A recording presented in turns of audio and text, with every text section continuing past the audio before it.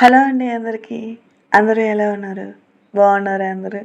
Welcome to the ఆడియన్స్‌తో కథలు YouTube channel.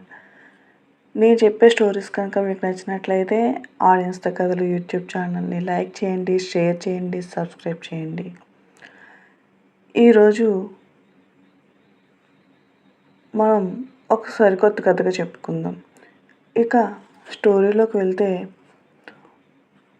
ఉదయాన్నే cooker whistle మోగుతూ ఉంది. కిచెన్లో ఆమె స్టవ్ ఆఫ్ చేసి కూరగాయలు కట్ చేస్తూ ఉంటుంది. చూడ్డానికి అందంగా చీర కట్టుకొని మహాలక్ష్మిలా ఉంది తను. కిచెన్లో తన పని చేసుకుంటుంది హారిక. హారిక కాఫీ కావాలి అంటూ ఆమె భర్త రమేష్ పిలుస్తాడు. హారిక కాఫీ తీసుకొని వచ్చి రమేష్ చేతికి ఇవ్వకుండా పక్కన పెడుతుంది.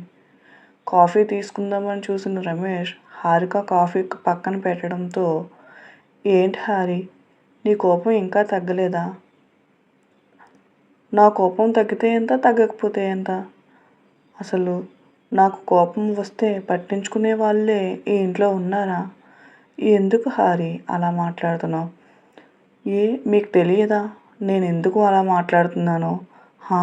తెలుసు, కానీ నేనుండగా నువ్వు జాబ్ చేయడం ఏంటి? ఆ జాబ్ చేస్తూ నువ్వు కష్టపడడం నాకు ఇష్టం లేదు. అయినా నేనున్నానుగా.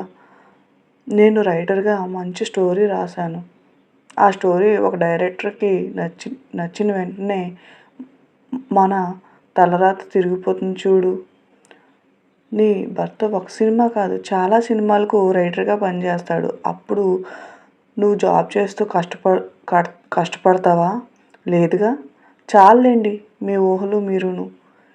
ఇంకా ఎవరిని కలవనూ లేదు, ఏమీ జరగనూ లేదు. అయినా ఎందుకు అంతలా ఊహించుకుంటున్నారు? ఏమీ జరగకుండా అంతలా ఊహించుకోవడం మంచిది కాదు. సరే, కానీ ఇప్పుడు నేనేమీ ఖాళీగా లేను కదా. అందాక మన జీవితాలు సాగిపోవడానికి సరిపడేంత సంపాదిస్తున్నానుగా. సంపాదిస్తున్నారులేండి, కాదని ఎవరన్నారు? ఉండు, అమ్మో ఆఫీస్కి టైం అయిపోయింది, తొందరగా రెడీ అవ్వాలని రమేష్ గదిలోకి వెళ్ళి ఆఫీస్కి రెడీ అయ్యి బయటకు వస్తాడు. హారి టిఫిన్ రెడీ చేసావా? చేశానండి అని హారిక రమేష్కు వడ్డిస్తుంది. ఉప్మానా? ఈరోజు కూడా ఉప్మానేనా అంటాడు రమేష్. అవును, ఉప్మానే. ఇప్పుడు తింటారా తినరా? తింటానులే, కానీ నీ చేత్తో ఏం చేసినా బాగుంటుంది. టైం అయిపోయింది, నేను ఆఫీస్కి బయలుదేరుతానని టిఫిన్ చేసి ఆఫీస్కి బయలుదేరుతాడు రమేష్. ఏమండి, ఒకసారి నేను జాబ్ చేసే విషయం గురించి ఆలోచించండి. హారి, నీకు నేను ముందే చెప్పానుగా. సరేలే, సాయంత్రం ఇంటికి వచ్చిన తర్వాత మాట్లాడుకుందాం, సరేనా అని రమేష్ ఆఫీస్కి బయలుదేరి వెళ్ళిపోతాడు. రమేష్ వెళ్ళిపోయిన తర్వాత హారిక ఇల్లంతా సర్దుకుంటూ ఉంటుంది. అలాగే మధ్యాహ్నం భోజనానికి కావాల్సిన కూరగాయలు కట్ చేస్తూ ఉంటుంది. అంతలో హారిక ఫోన్ మోగుతుంది. వాళ్ళ అమ్మ ఫోన్ చేయడంతో హారిక ఫోన్ ఎత్తి, హలో అమ్మ, ఎలా ఉన్నావు? నేను బాగున్నా, కానీ నువ్వెలా ఉన్నావు? నేను బాగానే ఉన్నానమ్మా. ఏంటి బాగుండేది? నేను ముందే చెప్పాను, అబ్బాయి సరిగ్గా సెటిల్ అయినట్టు లేడు, ఈ పెళ్ళి వద్దు అని. కానీ నువ్వే ఇప్పుడు కాకపోతే తర్వాత సెటిల్ అవుతాడు, తను నాకు బాగా నచ్చాడు, నేను అతన్నే పెళ్లి చేసుకుంటానని పెళ్లి చేసుకున్నావు. ఇప్పుడు చూడు ఎలా ఉన్నావు నువ్వు. మీ తోటి పెళ్లి చేసుకున్న వారందరూ ఎంత హ్యాపీగా ఉన్నారు, నువ్వు మాత్రం చూడు ఎలా ఉన్నావు. అమ్మా, ఇక ఆపు. నేను ఇప్పుడు హ్యాపీగానే ఉన్నాను కదా. ఉన్నావు, కానీ రేపు పొద్దున్న మీకు పిల్లలు పుడితే అప్పుడు ఇలాగే హ్యాపీగా ఉంటారా? అప్పుడు మొదలవుతాయి అసలు కష్టాలు. అతను తెచ్చే జీతం సరిపోక, అమ్మా నువ్వు ఇలా మాట్లాడితే ఇప్పుడే ఫోన్ పెట్టేస్తాను చెప్తున్నా. ఇంతకీ తమ్ముడు ఎలా ఉన్నాడు? చెప్పడం మర్చిపోయానే, వాడికి మీరు ఉన్న దగ్గరలోనే జాబ్ వచ్చింది. నెలకు 30,000 జీతం అంట. రేపే బయలుదేరుతున్నాడు జాబ్లో జాయిన్ అవ్వడానికి. అయితే ఇంకేమి, తమ్ముడు మా ఇంటి దగ్గరే ఉంటాడమ్మా, మా ఇంటి దగ్గర నుంచి జాబ్కి వెళ్తాడు. వద్దమ్మా, నీకెందుకు అవస్థ? అక్కడ బయటన హాస్టళ్ళు ఉంటాయి కదా, అక్కడి నుంచి వెళ్తాడులే. అది కాదమ్మా, నేనుండగా వాడు హాస్టల్లో ఉండడం ఏమిటి? హారిక, వాడు మీ ఇంటికి వస్తే మీకు ఇబ్బందిగా ఉంటుంది. అందుకే నేను హాస్టల్లో ఉండమని చెప్పాను. మాకేమీ ఇబ్బంది కాదమ్మా. నాకు తెలుసు హారిక మీ పరిస్థితి. నువ్వు నాకు చెప్పకపోయినా నా మాట విని నువ్వు నువ్వు కూడా చదువుకున్నావు కదా, నువ్వు కూడా ఏదైనా జాబ్లో జాయిన్ అయితే బాగుంటుంది. సరేలే అమ్మా, చూస్తాను అంటుంది హారిక. సరే ఇక ఉంటాను. అప్పుడప్పుడు తమ్ముడు నీ దగ్గరికి వస్తాడులే, నువ్వేమీ బాధపడకు అంటూ హారిక వాళ్ళమ్మ ఫోన్ పెట్టేస్తుంది. ఫోన్ మాట్లాడిన తర్వాత, అవును అమ్మ చెప్పింది నిజమే. ఆయన జీతం మేమిద్దరూ సంతోషంగా జీవించడానికి సరిపోతుంది. కానీ రేపటి రోజు ఏదైనా అనుకోని అవసరం వస్తే అప్పుడు ఎక్కడికి వెళ్ళాలి, ఎవరిని అడగాలి? అమ్మ చెబుతున్నట్టుగా ఆయనతో జాబ్ గురించి ఈరోజు గట్టిగా మాట్లాడాలి అని అనుకుంటుంది హారిక. హారిక రమేష్ల పెళ్ళి పెద్దలు కుదిర్చింది. హారిక తల్లిదండ్రులకు ఆ సంబంధం చేయడం అంతగా ఇష్టం లేకపోయినా హారికనే రమేష్ బాగా నచ్చడంతో తన అమ్మా నాన్నలు ఒప్పించి మరీ పెళ్లి చేసుకుంటుంది. రమేష్ ఒక్కడే కొడుకు. రమేష్ తల్లిదండ్రులు వారికున్న 1 ఎకరం పొలంలో తమ ఊరిలో వ్యవసాయం చేసుకుంటారు. రమేష్ పెళ్ళైన తర్వాత హారికను తీసుకుని హైదరాబాద్కు వచ్చేస్తాడు. రమేష్కు రైటర్ అవ్వాలనే కోరిక ఉంది. రైటర్ అవ్వడానికి ఛాన్స్ దొరికినప్పుడల్లా డైరెక్టర్ను కలుస్తూనే ఉంటాడు. అలాగే తన కుటుంబాన్ని కూడా పోషించుకోవాలి కాబట్టి ఒక పత్రికా ఆఫీస్లో రైటర్గా పనిచేస్తాడు. జీతం తక్కువే అయినా తనకు రైటర్గా అవ్వాలనే కోరికతో ఆ జాబ్లో జాయిన్ అవుతాడు. రమేష్, హారికలు ఉండేది అద్దె ఇల్లు. ప్రతి నెల అద్దె, నెల ఖర్చులు పోగా పొదుపు చేయడానికి ఏమీ మిగలవు. రమేష్ తల్లిదండ్రులు కూడా, మీరు సంతోషంగా ఉండండి చాలు, మాకు మీరు ఏమీ ప్రతి నెల డబ్బు పంపాల్సిన అవసరం లేదు. అంతకీ ఎప్పుడైనా అవసరమైతే మేమే అడుగుతాంలే అని రమేష్ తండ్రి రమేష్తో అంటారు. రమేష్ ఇంటి అద్దె కట్టి మిగతా జీతమంతా ఇంటి ఖర్చులకని హారికకి ఇచ్చేస్తాడు. హారిక కూడా అర్థం చేసుకునే అమ్మాయి కావడంతో ఇంటిని నెట్టుకొస్తూ ఉంటుంది. అప్పుడప్పుడు డబ్బు కోసం ఇబ్బందిగా ఉన్న రమేష్ బాధపడతాడనే ఉద్దేశంతో తనకు చెప్పదు. ఇలా హారిక ఆలోచిస్తూ ఉంటుంది సాయంత్రం వరకు. రమేష్ ఆఫీస్ నుండి సాయంత్రం ఇంటికి వస్తాడు. హారిక కాఫీ అని అంటాడు రమేష్. హారిక కాఫీ తీసుకువస్తుంది. రమేష్ కాఫీ తీసుకొని తాగి, నీ చేతి కాఫీ తాగితే చాలు హారి, బయట ఎన్ని టెన్షన్స్ ఉన్నా ఇట్టే పోతాయి, కాఫీ బాగుంది అని చెప్పి రమేష్ ఫ్రెష్ అవ్వడానికి వెళ్తాడు. భోజనం రెడీ చెయ్యి, బాగా ఆకలేస్తుంది ఈరోజు అని రమేష్ గదికి వెళ్తాడు. రమేష్ ఫ్రెష్ అయి రావడంతో హారిక భోజనం వడ్డిస్తుంది. ఏమండి, చెప్పడం మర్చిపోయాను, మా తమ్ముడికి ఈ ఊర్లోనే జాబ్ వచ్చింది, రేపే బయలుదేరి వస్తున్నాడు. మంచిది, అయితే మన ఇంటి దగ్గర నుంచే ఉండి జాబ్ చేసుకోమను. లేదండి, వాడు బయట హాస్టల్లో ఉంటాడంట. అదేమిటి అక్కా బాలం, మనం ఉండగా వాడు ఎక్కడో హాస్టల్లో ఉండడం ఏమిటి? పర్లేదండి, వాడికి ఆఫీస్కి దగ్గరగా ఉంటుందని అక్కడే దగ్గరలో ఉన్న హాస్టల్లో జాయిన్ అవుతాడంట. ఓకే సరే అయితే. ఏమండి, ఏంటి? అదే నేను జాబ్ చేయాలనుకుంటున్నాను కదా, దాని గురించి మీరేం ఆలోచించారు? హారిక, దాని గురించి ఆలోచించడానికి ఏమీ లేదు. నేను జాబ్ చేస్తున్నాను కదా, అది చాలు. నువ్వేమీ జాబ్ చేయాల్సిన అవసరం లేదు. అది కాదండి, మన భవిష్యత్తు గురించి అయినా ఆలోచించండి. ఎప్పుడైనా మనకు డబ్బు అవసరం రావచ్చు, లేకపోతే మన ఖర్చులు పెరగవచ్చు కదా. నేను తెచ్చిన జీతం దానికి సరిపోతుందా లేదా అని అనుమానమా? మన అవసరాలు తీర్చుకోవడానికి ఇక నువ్వు ఎందుకు జాబ్ చేయడం? మన అవసరాలు తీర్చుకునేందుకు సరిపడా నేను సంపాదిస్తున్నాను కదా, ఇంకెందుకు నువ్వు జాబ్ చేయడం? అంటే నేను చదువుకున్న చదువు పేరుకు మాత్రమేనా? ఇక నేను చదివి సంపాదించుకున్న ఆ సర్టిఫికేట్స్ ఎందుకైతే చిత్తు కాగితాల్లా ఉపయోగించుకోవడానికి తప్ప. హారిక చదువు ముఖ్యమైనదే.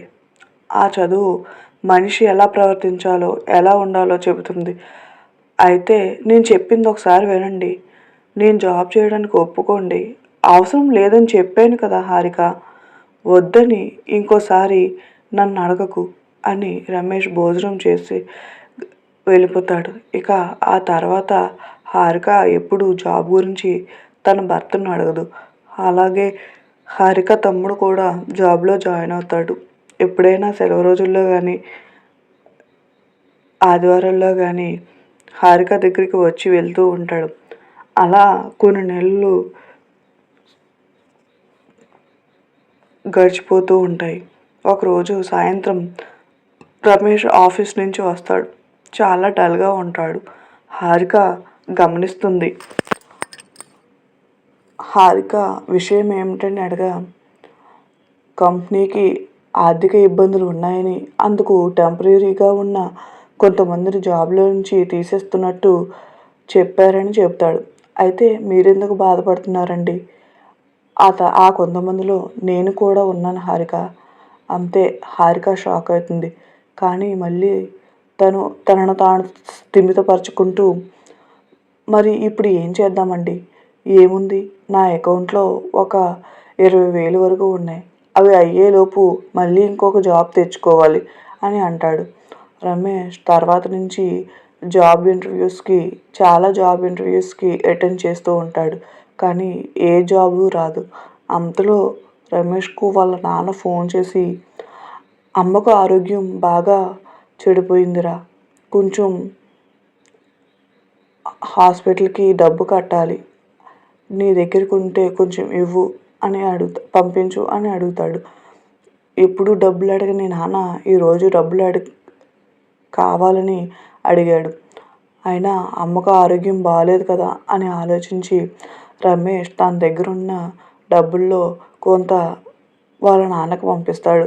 ఒక వారం తర్వాత రమేష్ ఇంట్లో ఉండగా హౌస్ ఓనర్ ఫోన్ చేసి, ఏంటి రమేష్, ఎప్పుడు టైంకి రెంట్ ఇచ్చేవారు కదా, ఈ నెల ఏమైంది అని అడుగుతాడు.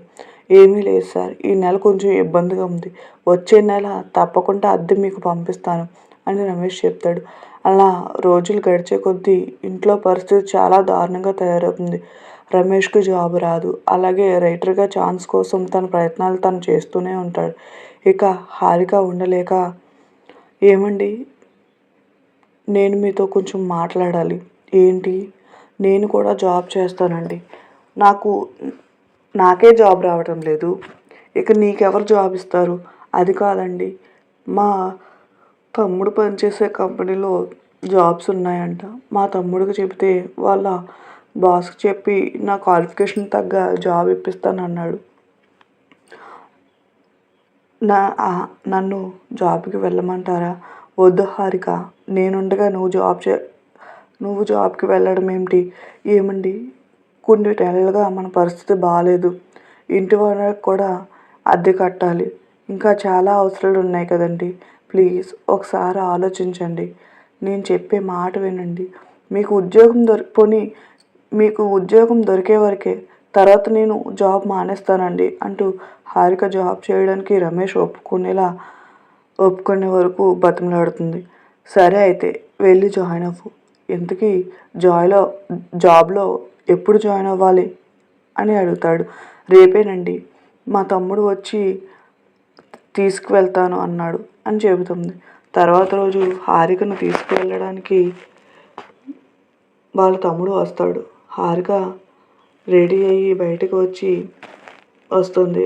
రమేష్ కూడా అక్కడే ఉంటాడు.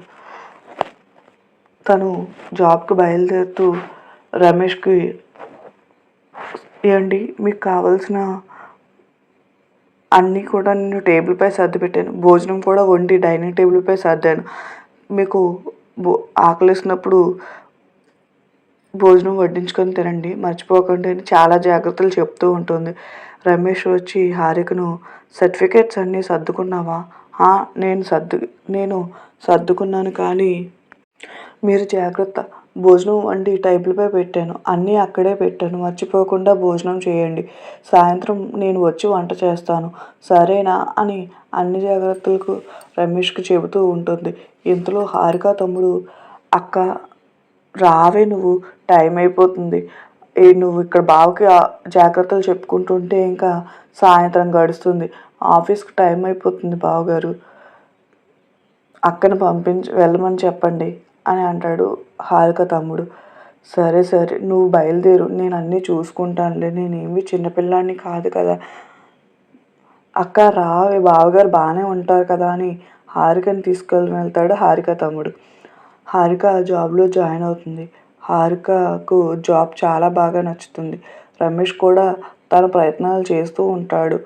అలా 1 నెల 2 నెలలు గడిచిన తర్వాత హారిక, ఏమండి నేను ఎలాగూ జాబ్ చేస్తున్నాను కదా, మీరు పూర్తిగా మీ రైటర్ కావాలనే కోరికపై, మీ లక్ష్యంపై దృష్టి పెట్టండి. మీరు రైటర్గా అయ్యే వరకు నేను జాబ్ చేస్తాను. మనకు ఎలాగూ సరిపోతుంది కదా నా జీతం. అలాగే అని రమేష్ కూడా వచ్చిన ప్రతి అవకాశాన్ని ఉపయోగించుకుంటాడు. అలా సరదాగా హారిక రమేష్ల జీవితం గడుస్తూ ఉంటుంది. కొన్ని నెలలకు ఒకరోజు రమేష్ స్వీట్ బాక్స్ పట్టుకొని ఇంటికి వస్తాడు. హారిక అని పిలుస్తాడు. హారిక వచ్చిన తర్వాత, హారిక నీకు ఒక గుడ్ న్యూస్, త్వరలోనే నీ భర్త రైటర్ కాబోతున్నాడు. ఒక సినిమాలో నాకు అవకాశం వచ్చింది. ఇక మనకి ఎలాంటి లోటు ఉండదు అంటూ సంతోషంగా హారికకు చెప్తాడు. చాలా సంతోషం అండి. అయితే నేను జాబ్ మానేస్తాను.